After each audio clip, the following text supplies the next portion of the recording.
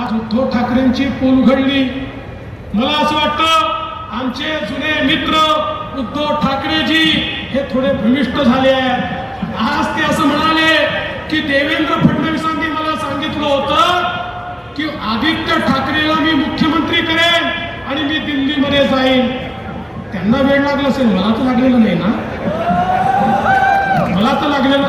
पण माझा सवाल आहे, कालपर्यंत यांना भ्रम होत होता की अमितभाई शहांनी त्यांना कुठल्या तरी खोलीमध्ये नेऊन त्या ठिकाणी सांगितलं की तुम्हाला मुख्यमंत्री करतो.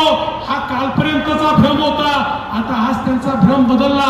आज ते म्हणतात देवेंद्रनी सांगितलं होतं आदित्यला मुख्यमंत्री करतो.